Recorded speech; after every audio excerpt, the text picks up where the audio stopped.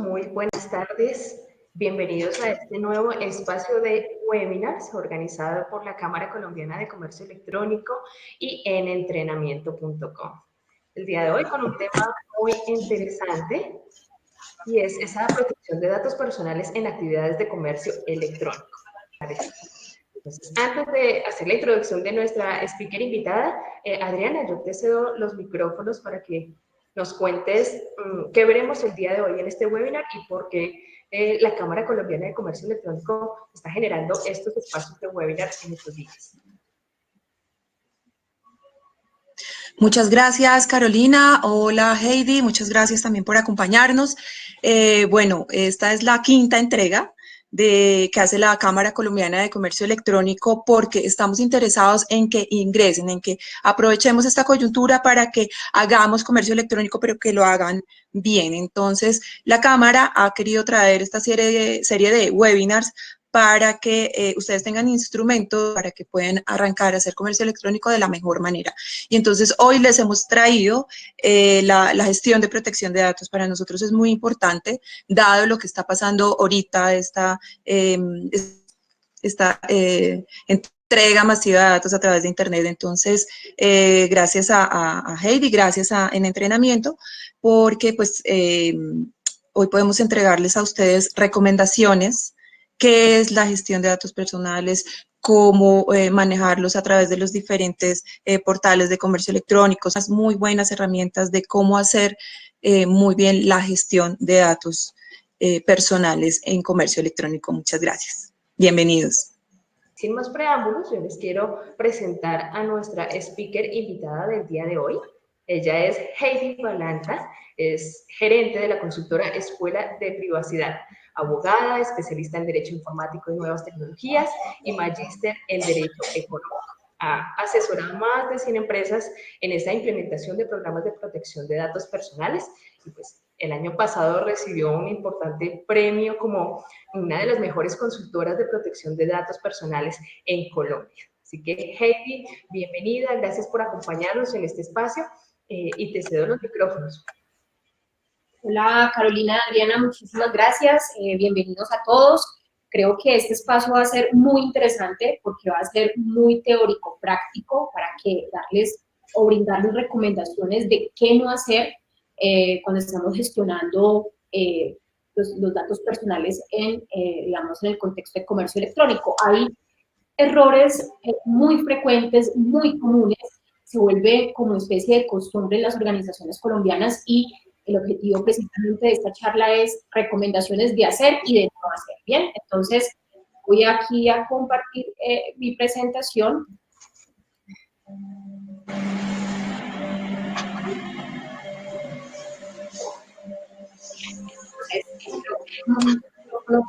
Bien. Entonces, esta charla la vamos a distribuir en 3 momentos. Primero, una contextualización muy rápida sobre la protección de datos personales en Colombia. Segundo, los principales riesgos de las organizaciones en la actividad de comercio electrónico. Vamos a ver cuáles son las sanciones, las principales sanciones o los motivos de sanción en el caso colombiano y las recomendaciones para cumplir con la normatividad de protección de datos personales en Colombia. Lo primero que nosotros debemos tener en cuenta es que nosotros tenemos 3 derechos, hay muchos derechos fundamentales, pero cuando estamos frente a comercio electrónico, cuando estamos frente a sistemas de información, estos 3 derechos fundamentales debemos de tenerlos muy en cuenta: el derecho a la intimidad, el derecho al buen nombre y el derecho al habeas data. ¿Por qué? Porque son derechos que pueden verse afectados por un uso inadecuado o imprudente de la información personal. Entonces, en ese sentido, tenemos que tener mucho cuidado con eso, porque cuando yo afecto un derecho, puedo afectar el resto de derechos. No me voy a detener, específicamente en el derecho de habeas data, que todos lo conocemos, hemos ido a hablar de él, pero digamos que para precisar esa definición. La ley define el derecho de habeas data como esa posibilidad, esa facultad que tenemos nosotros, los ciudadanos, de conocer, de actualizar y de rectificar la información que exista sobre nosotros en bases de datos físicas o digitales o en archivos también físicos o digitales. Entonces, este derecho ha tomado una relevancia tal precisamente por el tema de Internet, de la tecnología, por toda la disrupción tecnológica, porque precisamente para poder trabajar o para poder nosotros gestionar este tipo de tecnologías, pues necesitamos la data, y en algunos casos, pues esta data está clasificada como personal. Entonces, ¿qué hace este derecho de habeas data? El derecho de habeas data me permite a mí como ciudadano establecer quién puede usar mi dato y quién no lo puede usar. Entonces, eso es muy importante porque las empresas, antes de que saliera la ley en Colombia, tenían en su cabeza que el habeas data, o que los datos más bien eran de ellas, y no están así. Sí, su base de datos pueda que le pertenece, pero la información que está allí le pertenece al usuario, y el usuario puede definir en qué momento desea estar en esa base de datos y en qué momento no. Entonces, ejemplos de habeas data o el ejercicio de habeas data hay muchísimos. Cuando usted va al banco y pide un crédito, lo primero que le hace el asesor a usted es hacerle firmar una consulta a las centrales de riesgo, por ejemplo. ¿Por qué? Porque usted autoriza quién puede acceder a su información y quién no. Por ejemplo, es un caso. Cuando nos damos de baja de un correo electrónico porque no queremos seguir recibiendo información, esa es otra manera en que yo ejerzo mi derecho a habeas data. No deseo seguir recibiendo ese tipo de información. Entonces, primero, tener la claridad de qué es el habeas data. Como les decía, está consagrado como un derecho fundamental en el artículo 15 de la Constitución Política, pero el artículo 20 habla del derecho a la información. En este caso son derechos que se deben articular, es decir, no están uno por encima del otro. En Colombia tenemos quien regula la ley o que regula el derecho al habeas data es el artículo 15, es la ley 1581 del 2012. Esta ley 1581 tenemos que tenerla presente siempre. ¿Por qué? Porque cuando usted realiza cualquier tratamiento de datos personales, cualquier tratamiento, vamos a tener sí que adoptar esta ley. Nosotros en el caso colombiano tenemos un sistema híbrido. Tenemos en el caso europeo, que es GDPR, que es el Reglamento Europeo de Protección de Datos. Cada estado adecua su legislación. O hay otros modelos, como es el de Estados Unidos, que es sectorial, que regulan por sectores. Sector educativo tiene su ley de protección de datos, sector salud también tiene su ley de protección de datos. Nosotros en Colombia tenemos un híbrido, tenemos la ley general, que es la 1581, pero también tenemos la 1266, que es la conocida como ley de habeas data financiero. Aquí también es los derechos que nos otorga la ley cuando, por ejemplo, nos han reportado de manera injusta de una central de riesgo, cuando tengo una queja, etc.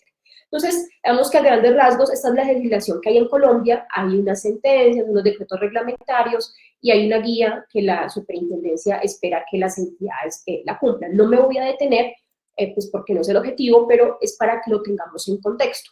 Por otro lado, y algo que les recomiendo muchísimo y que a veces hay una falla en las páginas web y en general en algún producto o servicio que se ofrece, son los datos personales que nosotros recolectamos. En ese sentido es muy importante tener claro qué tipo de dato personal yo recolecto, si es dato público, privado, semiprivado o sensible. Porque, por ejemplo, si yo le estoy pidiendo en un formulario web solamente datos personales de carácter público, pues no es necesaria la autorización, por ejemplo, para el tratamiento de datos.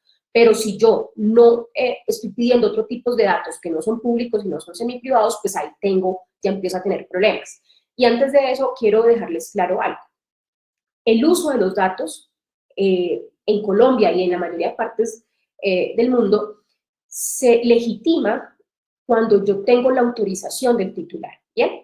Cuando yo tengo la autorización del titular, significa que yo puedo usar ese dato. Y allí es donde están las principales sanciones que cada rato escuchamos de la Superintendencia de Industria y Comercio.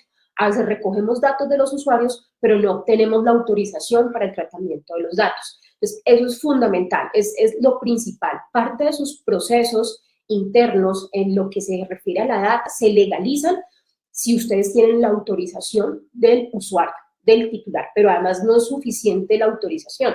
Es necesario que yo cuente con la evidencia de que la persona sí me dio la autorización, porque también vamos a ver ahora algunas sanciones porque sencillamente la empresa, la página web aceptó términos y condiciones, pero nunca conservó el log de la evidencia de ese check que la persona sí dio. Entonces, fíjense que allí también podemos tener esa serie de problemas. Entonces, primero importante tener claro cuáles son los tipos de datos personales que yo estoy manejando.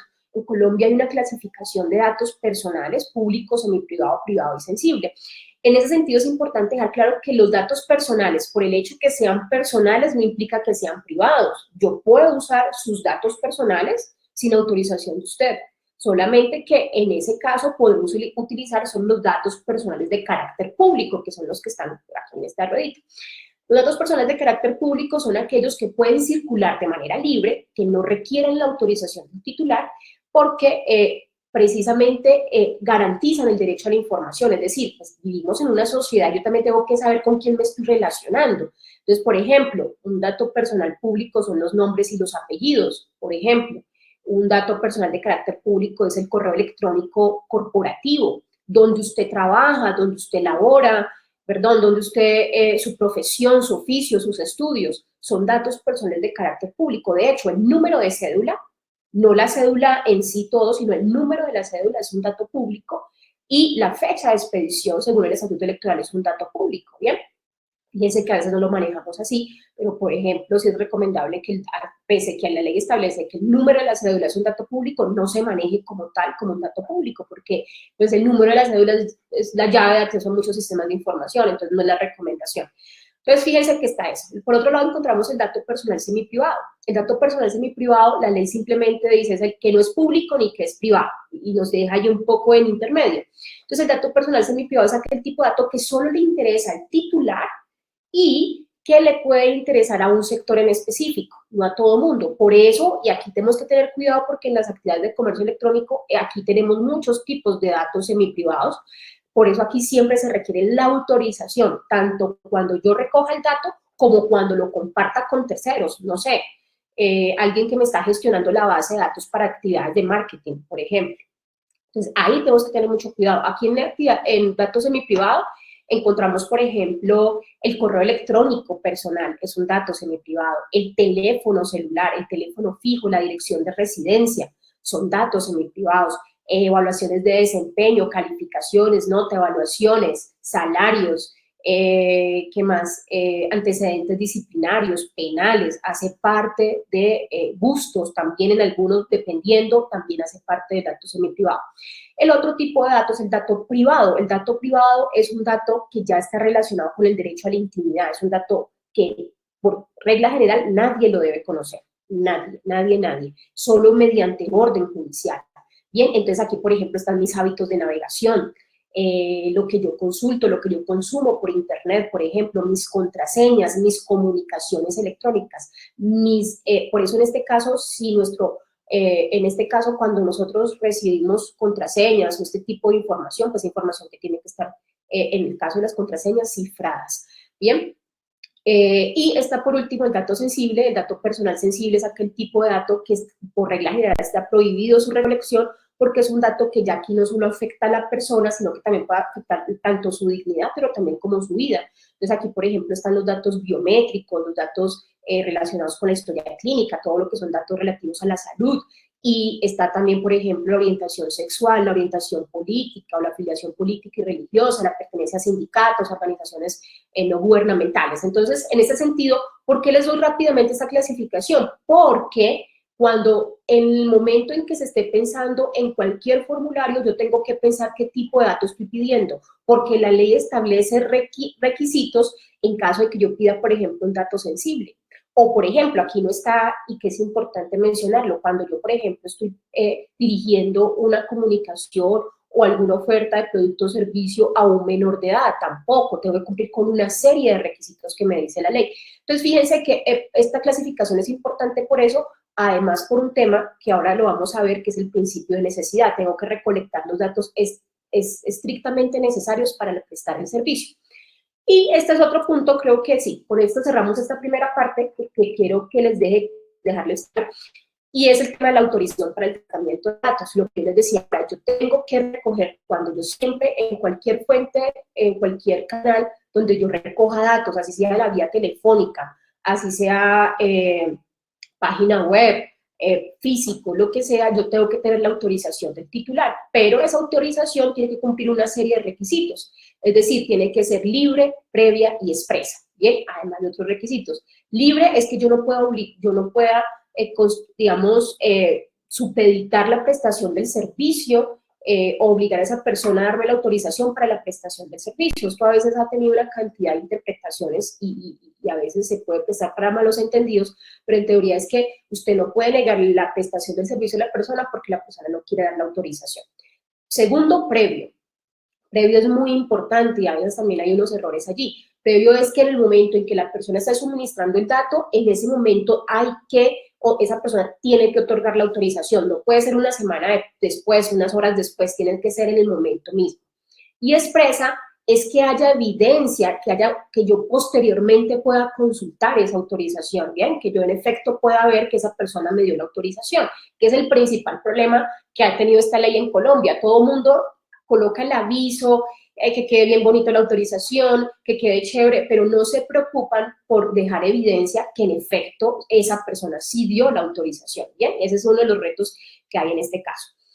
Bien, esa es la primera parte. Ya cuando miramos cuáles son esos principales riesgos de sanción, fíjense que, digamos que hay algunas, cuando estuvimos haciendo esta presentación, revisamos que hay 16 organizaciones que han sido sancionadas por actividades de comercio electrónico o por tener presencia en Internet. Quiero ser un poco justas porque tampoco vamos a decir que todas sean por eso, pero simplemente por no gestionar adecuadamente esa información en el contexto de las páginas web, cuando ofrecen un producto, cuando ofrecen un servicio, cuando envían publicidad, cuando envían o realizan actividades de marketing digital.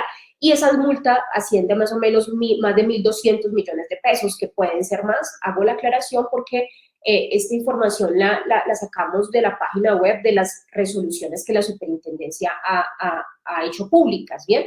Entonces, no son todas. Primero, el principal motivo, este es el principal motivo de sanción en este momento a las organizaciones que prestan actividades de comercio electrónico, no garantizar al titular en todo el tiempo el pleno y efectivo ejercicio del derecho de habeas data. ¿Esto en qué consiste? Consiste en que o no le contestamos a tiempo la queja o el reclamo, o no le contestamos sencillamente, o le contestamos a tiempo, pero no le damos respuesta de fondo, ¿bien? Digamos que hay entidades que han sido sancionadas por ese motivo. Segundo, por no solicitar ni conservar copia de la autorización. Este también es el principal motivo de sanción. Es porque no estamos solicitando copia o evidencia, más que solicitando copia, no estamos dejando evidencia de que esa persona nos dio esa autorización. Por otro punto, es no tramitar las consultas y reclamos en los tiempos formulados de ley. Aquí que es importante, y me voy un poquito a la anterior, una de las principales sanciones es porque la persona solicita darse de baja de la base de datos, ¿bien? Y sencillamente no hicieron caso omiso. Hay un caso en especial y aquí mucho cuidado, ténganlo presente. Por ejemplo, hay un caso puntual de una persona que hizo una compra en línea y resulta que aceptó todo, pero no aceptó que se le enviara publicidad a su correo electrónico ni por mensaje de texto. Bien, entonces esta persona, resulta que esta entidad continuó enviándole información. Yo les puedo compartir las sanciones son públicas, las pueden ver, y pues lo hemos escuchado en los titulares de las noticias y todo eso. Y esta persona resulta que empezó a recibir información, publicidad, cuando había dicho que no, había dejado desmarcadas las casillas porque no deseaba, no estaba interesada en recibir información. En este caso, la superintendencia sancionó a esta organización, a esta empresa, precisamente por eso, porque pues, si la persona ya había dejado desmarcada esas casillas, no tenía por qué haberle enviado esa información, y además porque cuando la persona, además de decirles, mire, yo no quiero que usted me siga enviando información, esta entidad hizo caso omiso y siguió enviando información. Entonces, allí es muy importante eso, ¿bien? Conservar la información bajo las condiciones de seguridad necesarias. Ahora vamos a ver unos casos, muchas veces se filtra información o hay algunas ocasiones donde hay formularios donde dice, mire cómo avanza su PQR y meten el numerito y a veces aparece muchísima información sin ningún tipo de restricción, donde queda evidencia muchos datos de las personas, por ejemplo. Otro motivo es no informar al titular sobre la finalidad de la recolección y los derechos que le asisten. Este sí es ganador, yo lo veo todo el tiempo. Entonces vemos páginas web donde dice autoriza el tratamiento de sus datos, pero nunca le dice para qué va a usarlos, y eso no lo podemos hacer. Cada vez que yo recoja datos, yo tengo que decirle para qué yo los voy a usar, ¿bien? Y ahí les voy a dar unas recomendaciones. Y por otro lado, pues no adecuar un manual interno de políticas y procedimientos para el tratamiento de datos personales. Básicamente la ley me exige que yo deba tener una política interna, un manual interno para gestionar las quejas y los reclamos. Quiero ahorita comentarles ya los errores como yo creo que ustedes y se van a quedar aterrados cuando veamos algunos errores comunes que hay y que ustedes tal vez lo estamos haciendo en las organizaciones y no lo sabemos, ¿bien? Primero, gran error. Los términos y condiciones no son lo mismo que políticas de protección de datos personales. Y en la reciente sanción, bueno, voy a decir el nombre porque está por ahí en las noticias, ha salido ya desde el año pasado y este año la superintendencia lo confirmó, por ejemplo, el caso de Rappi. Dejó claro que los términos y condiciones no son lo mismo que las políticas de protección de datos personales. Entonces, un error común es que normalmente le decimos al usuario, acepte términos y condiciones. No, no está mal, está bien que acepte términos y condiciones, por supuesto, pero si en los términos y condiciones usted tiene que dejar, lo que dice la superintendencia en la primera resolución antes de la apelación de la SIC, es que los términos y condiciones se vuelven válidos para efectos de habeas data, aclaro, no para términos de protección al consumidor, porque los términos y condiciones cumplen una función y son, obviamente, son importantes y el usuario los debe aceptar, pero es precisamente para la prestación de servicio, y las políticas de tratamiento de datos tienen otra finalidad, ¿bien? Son dos instrumentos jurídicos diferentes, ¿bien? Que tenemos que tenerlos independientes y claros. Ahora, lo que dice la superintendencia, bueno, yo le puedo llegar a aceptar que la persona acepte términos y condiciones si dentro de los términos y condiciones está claro la autorización del tratamiento de datos. Usted tiene ahí la cláusula de autorización del tratamiento de datos y usted me está diciendo claramente qué es lo que incluye esa autorización, de esa manera. Pero hay que tener en cuenta que no son lo mismo y que cumplen fines diferentes. Entonces, la recomendación es que tengan, digamos, más que separados, que tengan claridad cuál es la función que cumple cada uno de esos instrumentos. Otro error común, y eso también la superintendencia lo ha dejado claro, es que dejamos aceptar los términos y condiciones, y con eso creemos que estamos cumpliendo con la autorización, no, o aceptar aviso de privacidad, ¿no? O acepta la política de tratamiento de datos, no, en ninguna parte de la ley habla eso. Digamos que hay ¿qué error ve uno? Ve un error y es que las áreas no se comunican, o no hay un apoyo, digamos, no sé, podemos decir del área jurídica o el área legal con el área de marketing o de ventas, qué sé yo, digamos que ahí que es importante que se tengan en cuenta, que tengan esa comunicación, porque normalmente, pues, el que hace la página o el desarrollador o la empresa que contrata, obviamente, lo que hace lo que su costumbre le dice, pero no, yo tengo que tener autorizo el tratamiento de mis datos personales, al dar clic, autorizo el tratamiento de mis datos personales, ¿bien? O sea, que la persona sepa o informar a la persona que con ese acto que va a hacer, que es dar clic, por ejemplo, que es válido en Colombia por ley 527 del 99, pues obviamente cumpliendo con otros requisitos, pues con eso es válido la autorización, ¿bien? Pero entonces dejar claridad eso. Ya en la autorización, a veces uno tiene problemas como abogado porque llegan y dicen, bueno, no, es que esa autorización está larguísima y eso se me ve feo en la página, yo eso no lo permito. Hay muchas opciones, hay diferentes opciones. Cuando la persona, en el texto, por ejemplo, acepta la autorización, que la persona dé clic y pueda ver la autorización. Ojo, no es solo decir que autorizo el tratamiento de mis datos, no. Tiene que decir, la autorización tiene que cumplir todos los requisitos de ley, ¿bien? Y podemos buscar otras estrategias de cómo hacerlo. Más adelante, cuando les vamos a hablar del curso, ahí, por ejemplo, en el curso vamos a hablar de esos requisitos que debe tener, digamos, ya tanto de diseño como la parte legal. Una página web para fines de comercio electrónico. Entonces, en ese sentido es importante que dejemos claro eso. Otro error común es no conservar la evidencia de la autorización para el tratamiento de datos personales. Entonces, aquí, ¿cuál es la recomendación? Entonces, cuando uno ve las sanciones, y esto es argumento de ingeniero, yo sé, o argumento de sentido común, yo entiendo, pero desafortunadamente para el derecho lo que importa es la evidencia, lo que importa es la prueba.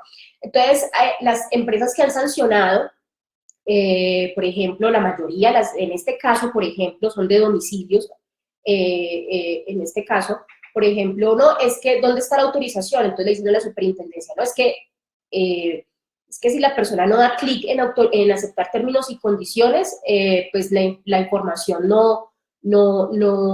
pues no la recibimos, ahí está la autorización, o sea, esa es la prueba de que si nosotros no recibimos la información, es porque la persona no ha dado clic y le sale un mensaje en la pantalla que dice, mire, usted tiene que dar clic en la casilla para poder continuar. Entonces, es eso, es como, mire, si es que si no da clic no hay nada, entonces la superintendencia les pregunta a estas empresas, venga, ¿dónde está la evidencia? ¿Dónde está el log de ese check que la persona dio? Y no hay evidencia. Entonces, no, pero ¿cuál evidencia? Mira, aquí tengo el log de la fecha de registro, tengo el log, otros tipos, pues, donde evidencia que la persona se registró, pero no tengo otros aspectos más. Entonces, aquí la superintendencia ha sido enfática en las sanciones y ha dicho que, primero, esto no se puede entender como un consentimiento por conducta inequívoca, y aquí quiero hacer la aclaración. En Colombia existe, como en la mayor parte bueno, muchos países, existe la autorización expresa, no tácita. Aquí el silencio acá no se puede interpretar como que la persona dio autorización. Bien, no te puedo, no sé, alguien te invita esta noche, vamos a tomar, bueno, hipotéticamente porque no podemos salir, vamos a tomar algo, y si yo no te contesto significa que sí, no. Tiene que ser sí, si es sí, no, si es no. O sea, tiene que haber un acto inequívoco donde evidencie que la persona sí quiso dar la autorización. Entonces, en este caso no lo hay. Entonces, la superintendencia, entonces cuando llegan estos argumentos de la superintendencia no los vale. Dice, yo tengo que tener una evidencia, no sé, el registro del, bueno, esto no lo ha dicho la superintendencia de otros países, por ejemplo, sí, hasta de la IP, aunque pues muchas veces es un poco complejo yo poder determinar que la IP realmente sí está asociada a esa persona, puede estar asociado al computador de otra persona. La IP, fecha y hora, el ID de la persona, el log de que la persona dio, pues el check, ¿no? Y otros elementos que, digamos, que evidencien que la persona sí quiso dar esa autorización, firma electrónica, firma digital, lo que se haya adoptado, una confirmación por mensaje de texto o al confirmación del correo electrónico, digamos, mirar esos instrumentos que vienen con el segundo punto, que es por no validar la identidad de ese titular, ¿bien? Otro aspecto fundamental que se genera incumplimientos es que creemos que la autorización solo va en los formularios donde yo pido mucha data, ¿bien? Pero no, por ejemplo, si usted solo tiene un formulario donde le está pidiendo suscríbase a nuestro boletín o suscríbase a esta promoción y solamente la persona tiene que dar su correo electrónico, ya ahí tiene que también solicitar autorización. Entonces también es importante que en todos los puntos donde yo tengo esa solicitud de información, tener la autorización. También por no dar respuestas a las consultas y reclamos en los tiempos de ley, no dar respuesta de fondo, eso ya se los había mencionado. También algo aquí importante, ahora vamos a hablar un poco de eso, es el tema de no dar respuesta o montamos, digamos, un tema de comercio electrónico, una tienda virtual, lo que sea, y no pensar en términos de privacidad por diseño. Yo sé que hay una carga impositiva, una carga legislativa muy fuerte en Colombia en particular nos caracterizamos por eso, todo se vuelve ley. Miremos el tema del COVID-19, donde pues estamos inundados, ya creo que ya vamos a llegar a los 100 decretos de cantidad de legislación y uno no sabe como abogado qué mirar. Entonces, obviamente, entiendo que eso es pesado, pero sí tener en cuenta la privacidad por diseño. ¿Esto qué implica? Y ahorita vamos a ver sus principios, es que nosotros desde el momento mismo del diseño, del aplicativo, del servicio, del producto, estamos pensando en la seguridad de ese usuario. Entonces, aquí vamos a ver ahí cuáles son los errores más comunes. Por ejemplo, la superintendencia ha sancionado a organizaciones por no tener un certificado instalado en su página web, por ejemplo, ¿no? Que evite, digamos, pérdida de confidencialidad de la información que se transporta. Entonces, ahí, por ejemplo, es importante eso. En temas de la página web, lo que les decía, el tema de los logs, el tema de la visualización de las políticas, también se ha sancionado porque la política no está en la página web, ¿bien? Entonces, eso es importante. Una cosa es la política y otra es el aviso de privacidad, son dos cosas diferentes, entonces a veces colocan uno y no colocan el otro. También tener en cuenta eso, por ejemplo, los formularios web, pensar en el principio de necesidad, y esto a veces uno revisa páginas web y ve algunos errores. Tengan presente esto, ustedes solo pueden pedir los datos que ustedes van a utilizar para la prestación del servicio, no pueden pedir datos adicionales o datos que no van a usar. Entonces, de hecho, en un programa avanzado de protección de datos, en un tema de responsabilidad demostrada, yo tengo que tener documentado cada dato e informar por qué lo voy a pedir, o sea, por qué lo estoy solicitando, el nombre, para qué lo necesito, el apellido, para qué lo necesito, la edad, fecha de nacimiento, dirección de correspondencia, teléfono, correo electrónico, yo tengo que informar. Y otra cosa muy importante, que esa información que yo estoy recibiendo en efecto y que estoy diciendo para qué la va a usar, en efecto corresponda a la realidad, es decir, con el principio de finalidad, es decir, todos los usos que yo le voy a decir que estoy usando, tanto en la política como en la autorización, en efecto sea real. Y aquí hay algo muy importante, pues obviamente ya muchas organizaciones están utilizando el tema de Machine Learning, inteligencia artificial, entonces hay que tener cuidado con los modelos predictivos porque tal vez podamos tener información sobre hábitos de compra o posibles compras que pueda hacer una persona de acuerdo a la analítica que se le aplicó en un futuro. Hay que tener cuidado porque las personas deben saber eso, bien, deben saber eso. De hecho, el GDPR en el caso europeo está prohibido yo tomar decisiones basado en, yo como organización, en decisiones automatizadas. Tiene que pasar por un filtro humano donde valide que lo que me está diciendo ese algoritmo realmente no esté sesgado o, digamos, no puede incurrir un error y que se genere un falso positivo que puede generar una mala decisión o afectar a esa persona. Entonces, tenemos que tener mucho cuidado con eso, mucho cuidado. Yo conocí un caso, pues asesoré un caso acá en Colombia y ese es un tema muy delicado porque hay no es que no se pueda, pero hay un leve toque de ilegalidad cuando no manejamos bien la data o cuando estamos, en este caso, las legislaciones y en especial las sentencias de la Corte Constitucional súper celosa cuando hay cruce de bases de datos, porque con cruce de bases de datos pues puedo sacar muchísima más información y a veces pues para estos casos se requiere información estructurada, no estructurada, bueno, digamos que hay un tema muy complejo allí y que tenemos desde la protección de datos, hay que tenerlo en cuenta.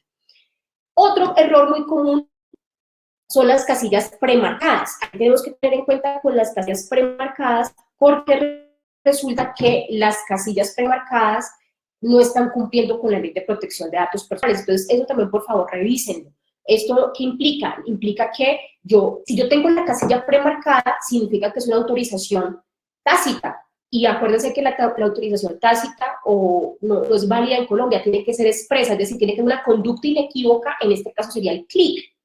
En este caso sería la doble confirmación, es decir, que haya un acto, porque es que si la persona no da clic, sino que la casilla ya está premarcada, entonces implica que no, ya hay autorización y no, tiene que haber ese acto inequívoco que la persona sí quiso dar la autorización.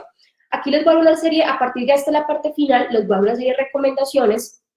Yo les recomiendo la guía de la Superintendencia de Industria y Comercio. La guía de la Superintendencia de Industria y Comercio es una guía que se llama Guía de Comercio Electrónico para la protección de datos personales en actividades de comercio electrónico de la Superintendencia de Industria y Comercio. Da muchas, digamos, recomendaciones sobre qué debemos de tener. Hay primero, yo me voy a detener en este momentico, que es la privacidad por diseño, que de hecho está muy de moda en estos tiempos, y la privacidad por diseño pues tiene 7 principios. Yo los voy a dar muy rápido, la verdad, porque la idea es que no nos quedemos en esto, pero básicamente en qué consiste, en que pensemos el tema de seguridad, de privacidad, en el momento mismo en que estamos obteniendo un producto o un servicio. ¿Esto qué implica? Implica que no veamos la seguridad como una capa añadida a un producto o un servicio, sino que desde su concepción tiene que estar, es decir, tiene que estar centrado el titular o el usuario, el consumidor, es el centro de la prestación de este servicio, y por supuesto todo tiene que ser orientado a que se proteja esa información de ese titular. Entonces hay unos principios que es proactivo no reactivo, preventivo no correctivo, y precisamente aquí lo que nos exige que debemos anticiparnos a los posibles riesgos que puede generar ese producto o ese servicio antes que sucedan. Otro es el principio de la privacidad como configuración predeterminada, ¿no? Se debe promocionar al usuario un mayor nivel de privacidad sobre los datos suministrados, ya sea en un sistema, en una aplicación, un producto o servicio. Miren lo que está pasando con Zoom. Un caso perfecto es Zoom. Zoom, si uno lo mira o si uno revisa, sí, tiene medidas de seguridad, pero no tiene la privacidad por defecto o por diseño. Fíjense que lo que han hecho es sacando capas añadidas y la configuración de privacidad y seguridad, pues la tiene que hacer el usuario. El sistema no viene así, ya por defecto, y obviamente pues es un gran problema porque lo que está generando pues son accesos no autorizados, suplantación de identidad, y además de otros tipos de delitos que se están cometiendo por ahí. Entonces, siempre pensar que la privacidad tiene que ser por default, tiene que ser por defecto, y en ese sentido, obviamente, para proteger el usuario. Privacidad incorporada en la fase de diseño, lo que les decía del momento mismo del producto o el servicio, en este caso, en la etapa de comercio electrónico, que la información obviamente esté cifrada, que la información cuente con medidas de seguridad pertinentes y adecuadas. Funcionalidad total, se debe abordar desde el pensamiento que todos ganan, debido a que normalmente las organizaciones tienen la percepción que cuando se incorpora funcionalidades para proteger la privacidad, se sacrifica otros puntos, otras funcionalidades. Esas discusiones las hemos tenido con algunos equipos, y ahí es muy importante buscar un punto intermedio que no se sacrifique, no sé, diseño o algún tipo de funcionalidad por poner un mamotreto texto largo que al fin de pronto alguien no lo va a leer, porque también sucede eso, ¿bien? Aseguramiento de la privacidad en todo el ciclo de vida del dato es súper importante. El caso colombiano, en muchas ocasiones hay todo un ciclo de vida del dato. Desde el momento en que se recolecta, tenemos que garantizar en ese formulario donde la persona va a comprar un producto o un servicio, qué datos estoy pidiendo, pero también qué medidas de protección voy a tener, dónde, y aquí es muy importante, dónde yo los voy a almacenar. Yo aquí les doy un tip, yo sé que ustedes deben de saberlo, pero tengan en cuenta algo. Colombia, como siguiendo el modelo europeo, nosotros no podemos tener alojada, almacenada la información en cualquier parte del mundo.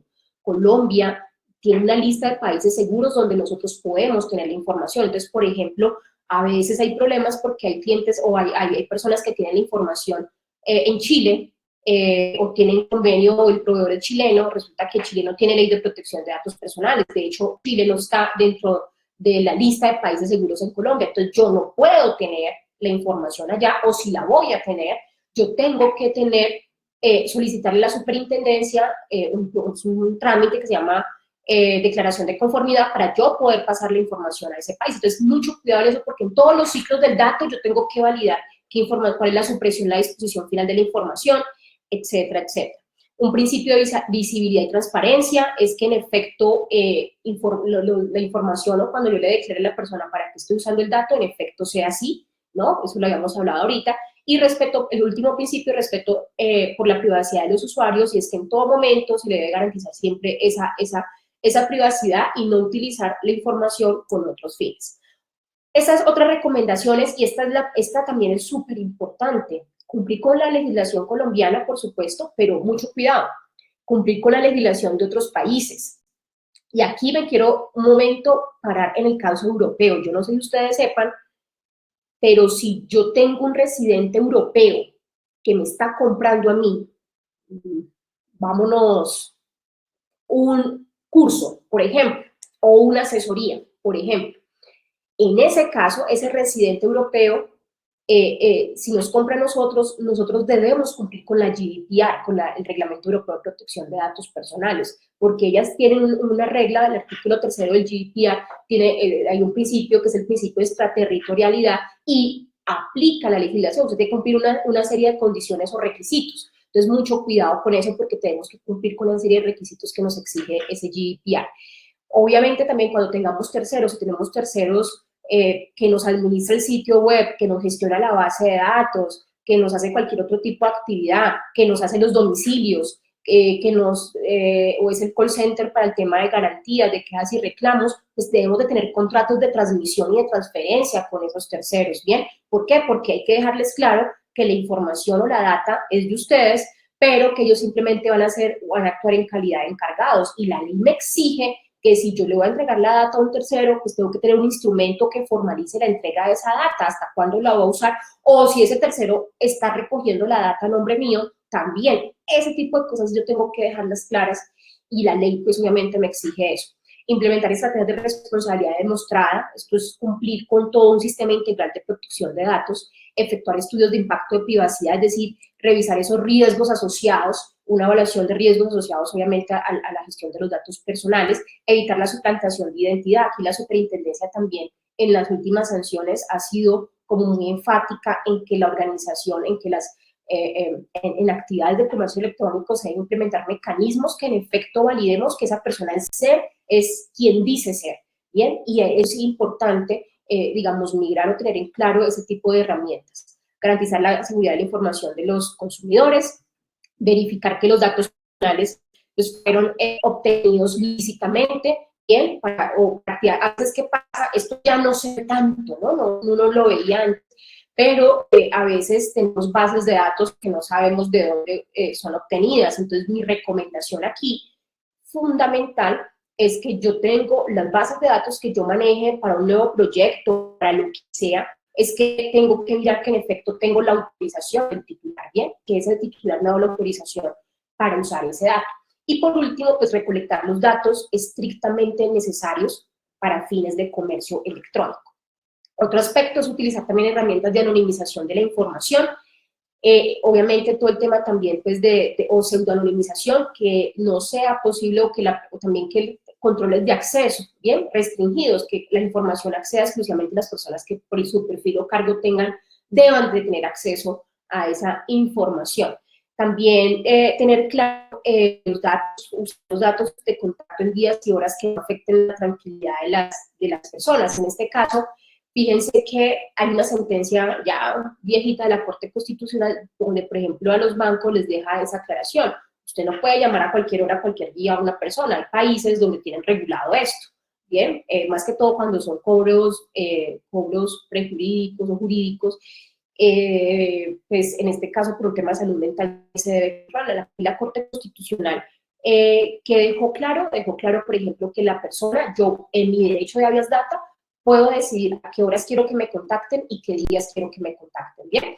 Y otra opción es dejar de contactar a las personas que no quieren recibir más publicidad y suprimir los datos de contacto cuando lo soliciten. Yo les pido el favor de que tengan en cuenta esta recomendación. Esta recomendación es la que más se incumple. Es increíble cómo no se está haciendo caso de esta obligación. Si alguien no quiere que sigan usando el dato, ustedes deben eliminarlo. Yo sé que cuando uno habla con los técnicos, sí, es que es imposible o yo no puedo eliminar un dato, una base de datos porque va a estar asociado, está asociado a otra cadena de datos, etcétera. Aquí es importante que dejen claro el procedimiento. Yo tengo que suprimir, yo no puedo volver a utilizar ese dato cuando alguien me pide que se dé de baja, y más en estas bases de datos, que esas bases de datos, digamos, no hay una exigencia legal de conservación, a no ser que sea información para efectos de facturación, obviamente. Si alguien me va a pedir que me elimine la información de la factura de venta, X, lo otro, pues no. ¿Por qué? Porque es información que yo tengo que conservar para fines comerciales y tributarios,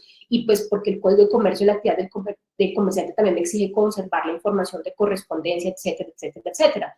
Pero cuando sea información con fines de marketing, de mercadeo, de publicidad, lo que sea este tipo de información, apenas una persona me solicite dar de baja, yo tengo que tener ese mecanismo para poderlo hacer en los tiempos de ley, que son 15 días hábiles contados a partir del día siguiente de la recepción de ese reclamo.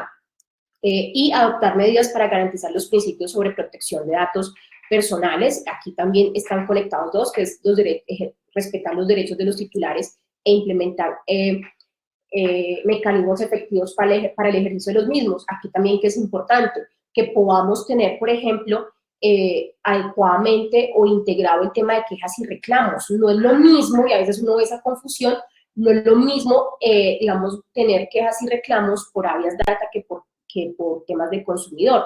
Habeas data tiene unos tiempos de ley, y esos tiempos de ley pues nosotros debemos de cumplirlos, ¿bien? Debemos de cumplirlos. Entonces, digamos que a grandes rasgos, en términos generales, yo sé que es muchísima información, hay muchos más aspectos, por ejemplo, que tenemos que entrar a abordar, por ejemplo, las políticas o el uso de las cookies, que también la superintendencia ya nos ha dicho que debemos de tenerlo claro, que debemos pedir la autorización, por ejemplo, cuando se van a usar.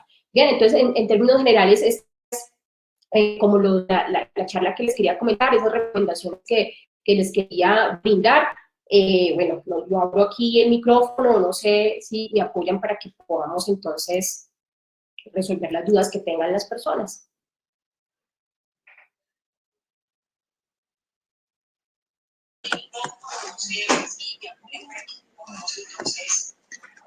Ahí, ¿me oye? Creo que sí. ¿Listo? Sí. Muchísimas gracias, Heidi. Bueno. Precisamente dudas son lo que nos han llegado a través de la caja del chat. Hemos ido recopilando todas esas preguntas que nos han enviado. Y yo precisamente quiero tratar un tema que tú mencionaste con una encuesta que lanzamos acá al aire para las personas que nos acompañan en esta transmisión y es, ¿les interesaría profundizar más en tema de protección de datos personales? El 97% nos dijo que sí. Y lo quiero dar a algo que nos mencionaste durante tu presentación y es un curso que tú has elaborado precisamente para resolver todas estas preguntas y para que las personas se puedan preparar muchísimo más en tema de protección de datos.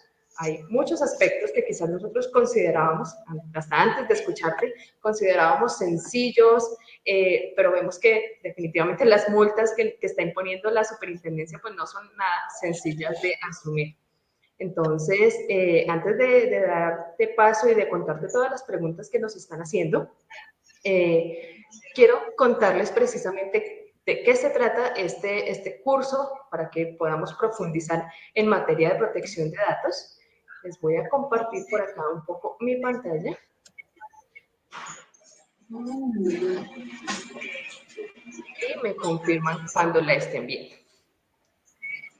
Nosotros, desde la Cámara Colombiana de Comercio Electrónico y en entrenamiento.com, hemos querido apoyar a todos los afiliados de la Cámara y a todas las personas que nos acompañan en estas transmisiones, en estos webinars, a que profundicen y se preparen mejor en este tema de protección de datos personales enfocado en actividades de comercio electrónico.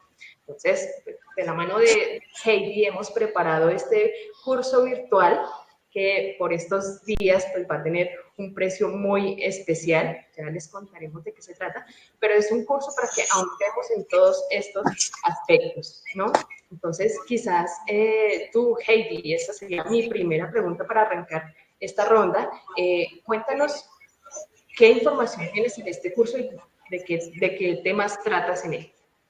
Bueno, este curso es súper interesante porque está dirigido precisamente a público no abogado. Digamos, sí hay abogados buenísimos, pero precisamente está dirigido a público no abogado, precisamente porque en el día a día son los que están en estas actividades y que muchas veces les parece complejo entender la ley. Entonces es súper interesante porque está y es muy práctico. Digamos, obviamente hay un módulo que es completamente teórico, los 2 primeros módulos, pero son las bases necesarias para ya realizarlo un poco práctico y ahí les explicamos con ejemplos, por ejemplo, cómo tiene que ir la autorización, cómo debe de redactarse, dónde debe ir la política de privacidad, los requisitos técnicos, porque muchas veces se les entrega el documento, pero no hay más requerimientos, entonces como son requisitos técnicos que debe tener el sitio web.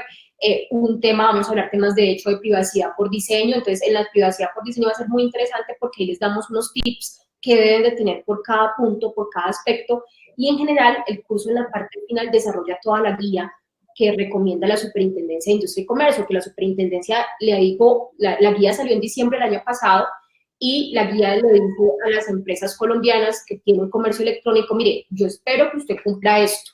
Entonces, esa guía que tiene la SIC, nosotros lo desarrollamos en el marco del curso. Entonces, es un curso muy interesante, creo que les puede servir para estas actividades, por supuesto. Súper, súper, Heidi. Las personas que ya nos acompañan en esta transmisión en vivo lo pueden ver en pantalla. Les hemos colocado el link para que puedan acceder a este curso, conocer de qué se trata, conocer pues todo lo que contiene y pues que se animen para estos días de cuarentena, tomar este curso virtual. ¿Tú querías contarnos algo, Adrián, antes de avanzar con la ronda de preguntas?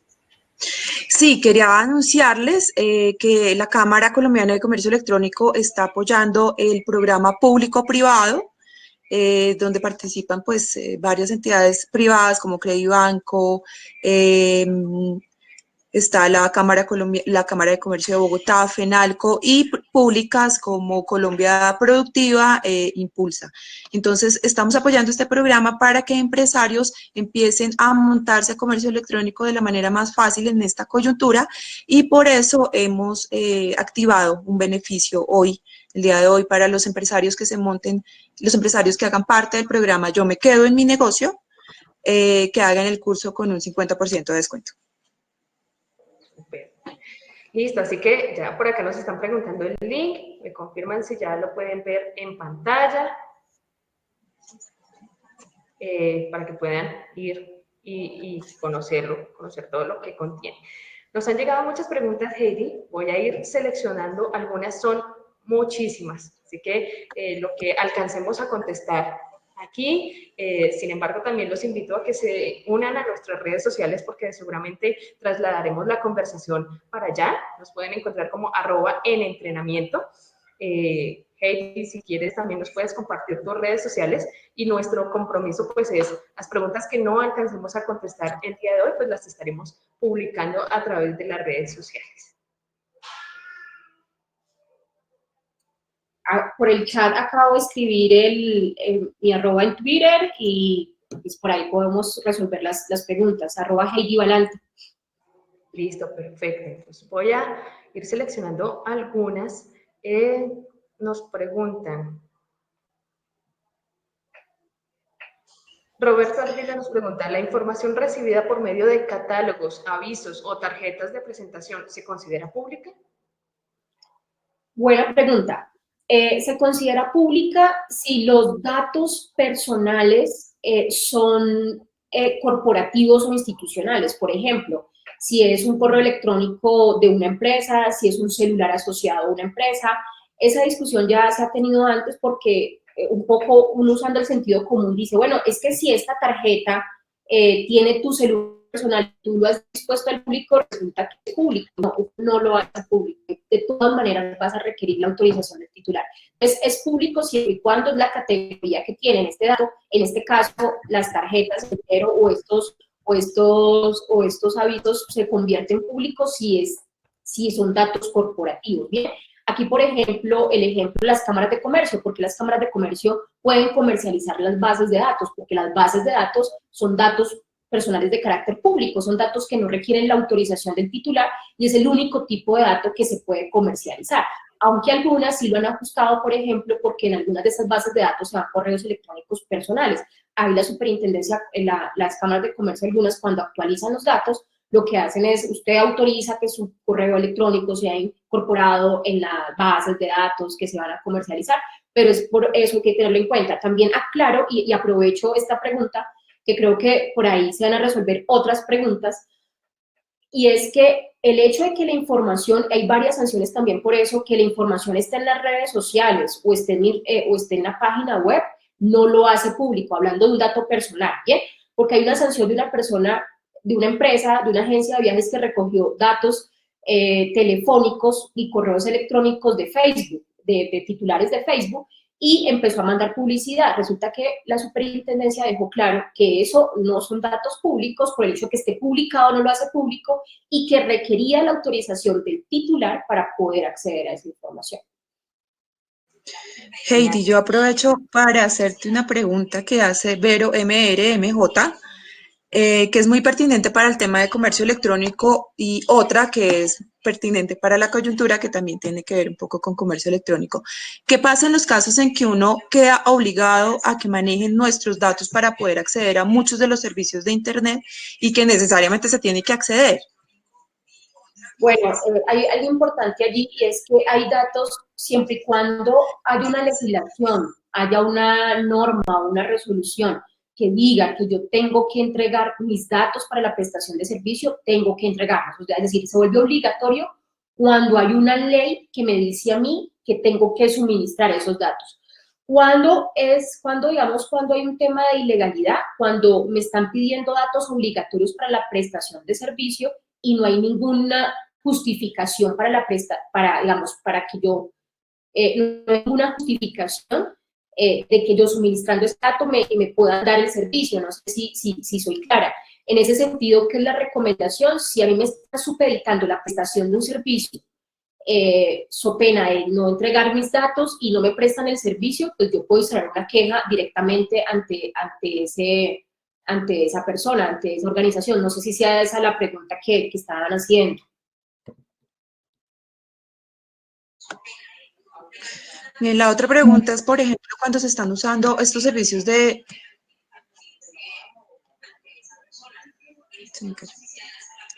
¿Hola? ¿Me escuchas? Ok. ¿Qué pasa cuando se utilizan estos servicios de teleconferencia, por ejemplo, Zoom, que está, digamos que se ha dado una discusión últimamente frente a ese tema, para las clases, ¿qué está obligada, cómo se hace la gestión de ese manejo de datos en estas plataformas? Bueno, acá hay algo interesante, por ejemplo, Zoom, la semana pasada la superintendencia abrió investigación para revisar si eventualmente están infringiendo la ley colombiana de protección de datos, pero, por ejemplo, en el caso de Zoom, ¿qué es importante?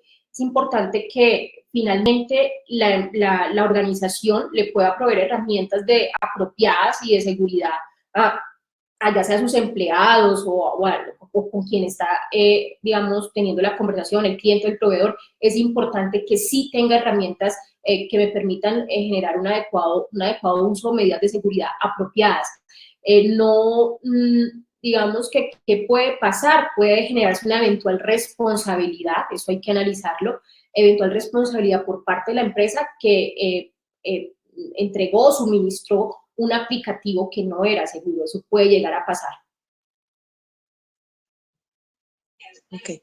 Y un poco pues no sé si en el mismo sentido, cuando no es un servicio, sino cuando se está queriendo ingresar a acceder a alguna información. ¿Cómo puedo no ingresar a la información, pero no necesariamente aceptar o no? ¿Y cómo queda evidenciado que se acepta o no el uso de mis datos? Bien, por ejemplo, en este caso, a ver, voy a poner un caso un poco extremo, pero es un caso real. Por ejemplo, las empresas de servicios públicos, alguien que va a instaurar una queja, pero no quiere suministrar todos sus datos. Yo en ese caso le puedo solicitar los datos de carácter público, pero no otro tipo de datos para poderle gestionar esa queja. Bien, a no ser que estrictamente yo sí necesito datos, por un lado.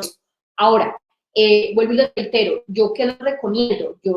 Obviamente nosotros necesitamos la data, obviamente la necesitamos, que es mi recomendación, que tengamos evidencia del por qué yo requiero esa data, por qué requiero el correo electrónico, por qué requiero, digamos, justificar o tener argumentado muy bien eso. Ahora, otro aspecto que también tiene que ver mucho con el tema del diseño y la funcionalidad es que yo tenga evidencia, eso lo vemos en el curso, por ejemplo, de qué datos tengo que tener que conservar, porque acá hay un tema importante, obviamente porque la charla es sobre protección de datos solamente, pero recordemos que aquí también está el tema de protección al consumidor y la ley 1480 me exige a mí que yo debo conservar o validar la identidad o conservar la información de ese usuario y la identidad de esa persona, tengo que generar mecanismos de validación de identidad de esa persona. Entonces aquí las dos también se me unen porque yo aquí en este caso tengo que tener no solamente conservar la autorización para tratamiento de datos, sino conservar la aceptación de términos y condiciones, que ese usuario aceptó esas condiciones bajo las cuales le va a prestar ese servicio o le voy a entregar ese producto. Entonces aquí tenemos que hacer ese mix y tenemos que mirar desde la funcionalidad que en efecto yo esté conservando esa información, que es un componente técnico. Por eso hice mucho la precisión en temas de privacidad por diseño, porque es un punto donde se unen los abogados y los ingenieros para poder digamos, cumplir con la ley de protección de datos personales. Gracias, Heidi. ¿Qué pasa con los datos corporativos? ¿Cómo se hace esa gestión de manejo de datos corporativos? Bueno, cuando hablamos de datos corporativos, hay que tener en cuenta que ya no estamos hablando de protección de datos, ya estamos hablando de seguridad de la información y desde seguridad de la información, bueno, también obviamente la seguridad de información impacta protección de datos, ni más faltaba, me refiero hay otro tipo de clasificación, allá clasificamos la información como reservada, privilegiada, secreta, pública, digamos que hay otro tipo de clasificación que de hecho la ley algunas veces lo menciona, otras veces no, pero ya es que tú como organización, ¿qué clasificas como privado? Como organización, ¿qué clasificas como reservado? Eso ya es criterios. Hay organizaciones, por ejemplo, que el mero organigrama lo consideran como un dato confidencial, una información confidencial. Para otras organizaciones lo tienen hasta publicado en su página web y eso no tiene ningún tipo de misterio, pero eso sí ya, desde ese aspecto, eso sí es mucho, digamos, ya está más determinado por las políticas internas de la organización. Entre tanto, protección de datos sí es lo que me dice la ley, que es dato público, privado, semiprivado, sensible. Bueno, y Consuelo Castañeda pregunta, en cuanto a la protección de los datos de los pacientes de coronavirus, ¿cuál es la reglamentación? Supongo que en este momento vamos a tener que hacer un manejo de esa información. ¿Cómo se maneja? Yo creo que es una pregunta bien difícil porque, por regla general, el empleador no puede acceder a datos personales sensibles, a datos personales relativos de la salud del trabajador, no lo puede hacer. Y un poco ahí, como más que quejas, como la incertidumbre, es que la Superintendencia de Industria y Comercio no ha dado claridad sobre ese aspecto, sobre qué hacemos desde las organizaciones para manejar ese dato. Digamos que hay una excepción, y se puede manejar por esa excepción, que es el artículo 10 de la ley 1581, que establece que yo puedo pedir esos tipos de datos sin necesidad de autorización cuando sobrevenga una emergencia o una urgencia sanitaria, ¿bien? Entonces, una emergencia médica, una urgencia sanitaria, en este caso estamos en ambos contextos, en ese caso puede solicitar puede solicitar esa información siempre y cuando haya una autorización, o sea, tienes que tener la autorización especial para ese caso, no sé, para temas de temperatura o si le vas a pedir otro tipo de dato, pero en ese caso sí se va a requerir autorización, esa es mi sugerencia. Y acá hay un tema delicado que yo, digamos, no afirmo completamente, pero que puede llegar a pasar, y es que el trabajador eventualmente puede, si quiere, puede abstenerse de dar esa autorización. Es un tema un poco delicado, yo no lo aseguro completamente porque la superintendencia aún no ha dado línea sobre eso, pero la recomendación es sí o sí tener autorización especial para ese caso. Listo. Oscar Rentería pregunta, y te hago esta pregunta porque seguramente a varios les ha pasado que se montan en plantillas que ya son preexistentes o en redes sociales o otro tipo de plataformas, y él dice, estoy creando un sitio web para mi negocio con la iniciativa del gobierno, pero el sitio no queda con política de protección de datos, pero sí tiene un formulario de registro. Se me perdió. Bueno, en el cual se pregunta nombre, correo, teléfono, ¿cómo él puede hacer para cumplir esta normatividad? Bueno, ahí hay un tema es un poco delicado porque como la plantilla, bueno, no sé si ya esté prediseñada y no sé si se pueda meter código y ustedes lo puedan cambiar, no tengo no tengo ese conocimiento, no lo sé, pero si la plantilla ya está, digamos, preelaborada y si te permite generar campos adicionales, que ese campo adicional, por ejemplo, puedas incorporar la autorización, bien, esa podría ser una opción porque es que la ley es súper clara donde dice que en el momento que doy la autorización, suministro los datos, tengo que tener la autorización. Lo otro es que puedes hacer cambios, sí, vuelvo y te digo, si se puede porque desconozco la plantilla, donde tener visible esa política y esos términos y condiciones, pero digamos que son requisitos fundamentales y en este caso también se le puede decir o levantar la mano al gobierno o al proveedor que le está facilitando eso, que haga esas mejoras, porque es fundamental para poder cumplir con la ley. Bien, otra pregunta de Joanny Páez. En el caso de un establecimiento de comercio físico donde se solicitan los datos para la elaboración de facturación electrónica, ¿habría que solicitar autorización para recabar esa información? Y en estos momentos de emergencia, donde se están realizando ventas a través de plataformas de tienda virtual, donde se recaban los datos tanto para la elaboración de factura electrónica como para los datos de pago en las pasarelas. Sí, bueno, muy buena pregunta. En este caso, para facturación electrónica, sé que pues, necesariamente tengo que pedir el correo electrónico. Digamos que en ese caso, uno puede decir desde 1581 sí requiero la autorización, pero si nos miramos desde efectos tributarios, ya hay una norma que me dice que tengo que pedir ese dato, vamos que desde ahí yo no le vería el problema. ¿Dónde le veo el problema? Que yo utilice ese correo electrónico para fidelizar clientes, entonces yo le esté enviando publicidad recurrente a esa persona, allí sí se convierte en un problema. Ahora, con las pasarelas de pago, también hacer los ajustes. Tengo entendido que en el momento de la integración, pues ahí se puede incorporar la autorización también para el tratamiento de datos personales. Entonces, digamos que en todos los momentos donde yo voy a pedir datos, pues debo de tener esa autorización para ese tratamiento. Bien, bueno, y la última pregunta, son varias, pero como ya saben, tienen el curso para profundizar un poco más acerca de este tema.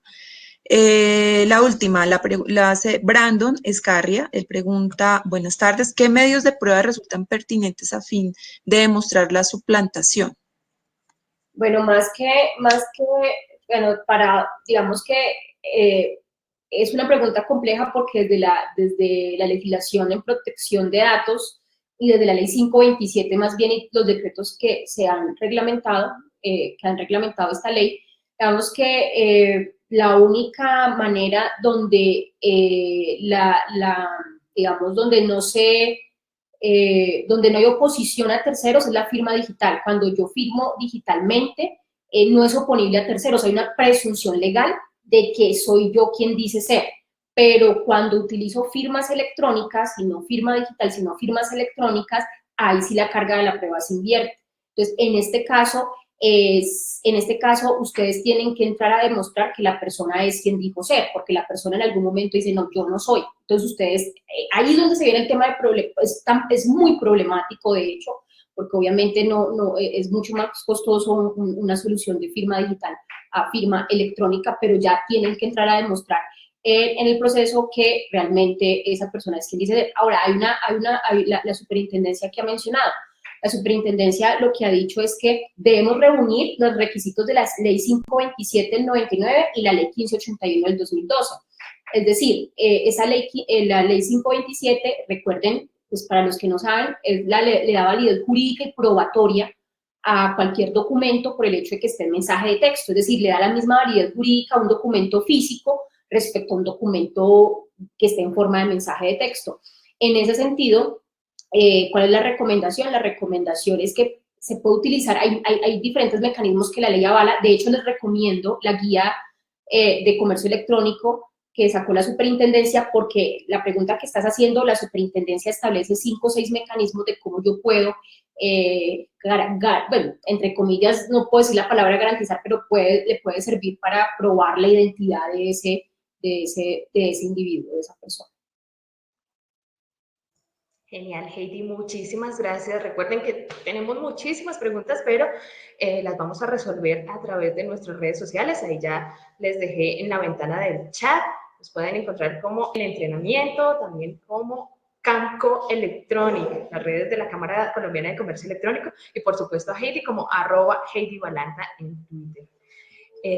Tenemos también dudas sobre el curso, ya por ahí nos están preguntando, y les voy a compartir pantalla para aclararlas un poco. Me confirman también cuando la estén viendo.